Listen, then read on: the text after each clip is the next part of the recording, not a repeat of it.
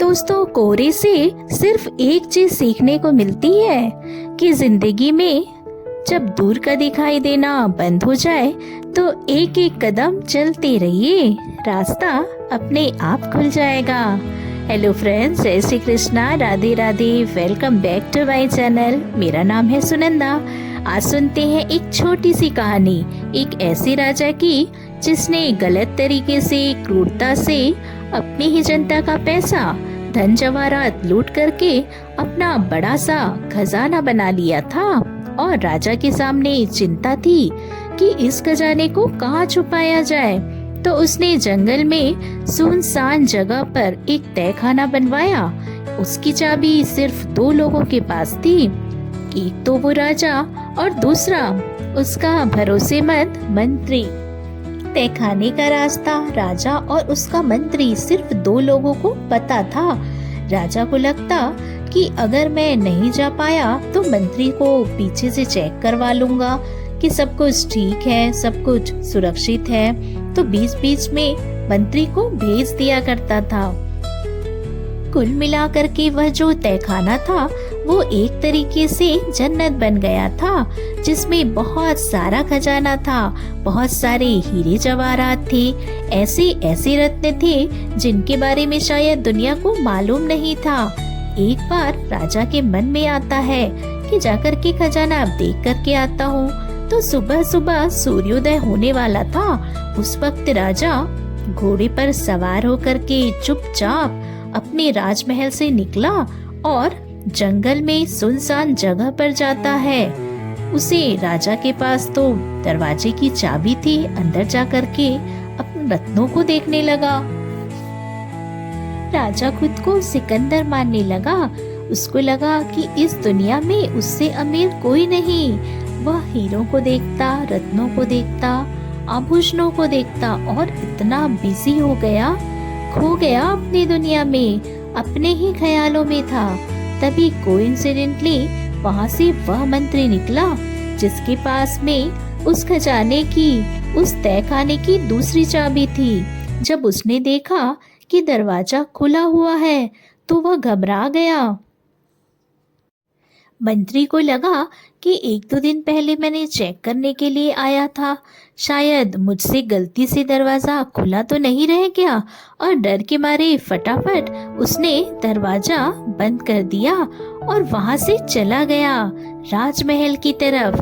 राजा साहब अंदर तहखाने में मंत्र मुग्ध हो रहे थे, हीरे में, जवाहरात में, आभूषणों में। जब उनका मन भर, राजा को लगा कि चलो अब महल की तरफ बाहर आने के लिए चलते हैं। दरवाजे के पास पहुंचा तो यह क्या, दरवाजा तो बंद था। बहुत कोशिश की लेकिन बाहर से लॉक हो गया था। चाबी तो थी लेकिन चाबी का क्या होगा अंदर से। वह दरवाजा पीटता रहा, आवाज देता रहा कि काश कोई सुन ले और दरवाजा खोल दे। घंटों बीत गए। अब भूख लग रही थी, प्यास लग रही थी। क्या करता राजा, बस चिल्लाता जा रहा था। दरवाजे के पास बहुत देर तक बैठा रहा। अब वापस आ गया हीरे जवाहरात के पास और उन रत्नों से कहने लगा कि हे नायाब हीरे, क्या मुझे एक घूंट पानी पिला दोगे? उन रत्नों को राजा हाथ में लेकर कह रहा था, मेरी मदद कर दो, मुझे भूख लगी है, दरवाजा खोल दो। और राजा को ऐसा लग रहा था कि वो हीरे जवाहरात ही कह रहे थे कि तुमने गलत तरीके से जो काम किया है और यहाँ जो धन इकट्ठा किया है, अब यह भी तेरी मदद नहीं करेगी, तुझे ना खाना देगी ना पानी देगी। राजा तो भूख प्यास में इतना कमजोर हो गया कि वह बेहोश होकर जमीन पर गिर जाता है। जब उसे होश आया तो उसकी हालत खराब हो चुकी थी। उसे ऐसा लग रहा था कि बस कुछ ही सांसें बची है।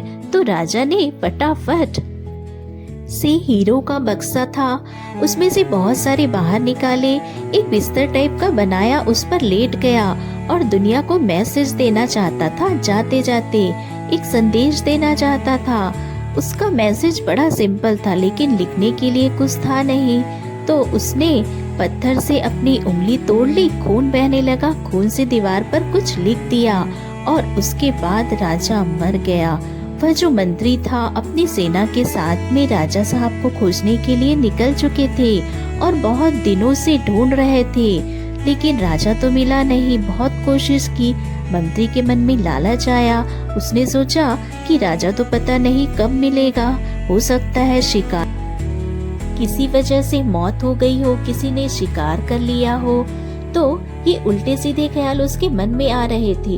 उसने तहखाने जाकर अपने लिए कुछ धन लाने का सोचा। चुपचाप से तहखाने का दरवाजा खोला और जब अंदर गया तो सुन्न रह गया। लाश पड़ी थी, हीरो के बिस्तर भी, राजा की लाश, और दीवार पे कोई मैसेज भी था, खून से लिखा था, मेरी जिंदगी भर की कमाई, इतनी मेहनत की मैंने और मरते वक्त एक घूंट पानी और एक निवाला नहीं दे सकी।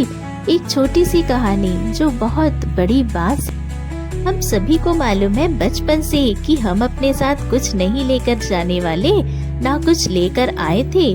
सिर्फ अच्छे काम और अच्छी दुआएं ही हमारे साथ रहेंगी। तो ये कहानी आपको कैसी लगी दोस्तों, कमेंट में जरूर बताइएगा। पसंद आए तो वीडियो को लाइक कीजिएगा, सब्सक्राइब कीजिएगा हमारे चैनल को, और हाँ, अच्छे अच्छे कमेंट भी कीजिएगा। Thanks for watching.